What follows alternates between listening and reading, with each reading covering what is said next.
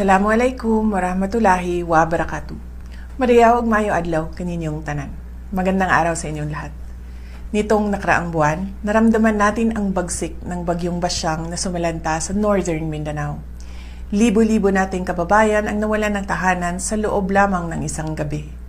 Sinundan nito ang kambal na trahedya ng bagyong Tino at Uwan noong Nobyembre.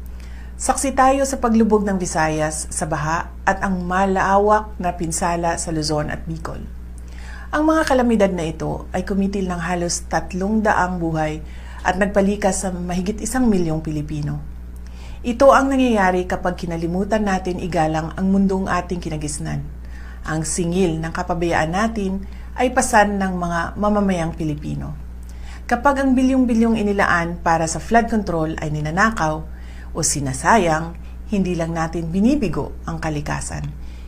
Ipinagkakanulo natin ang ating sariling mamamayan. Ang korupsyon ng ating climate infrastructure ay isang tuwirang banta sa ating national security.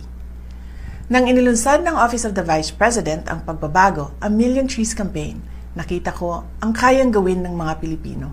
Naabot natin ang mithiing 1 milyong puno sa loob lamang ng 3 taon.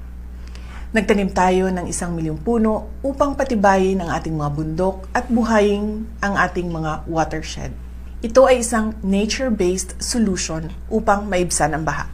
Hindi ito proyekto lamang, ito ay usapin ng survival. Ngayong Earth Day, tandaan natin, ang pagtatanim ng puno, ang pinakasimpleng climate action na kayang gawin ng kahit sino.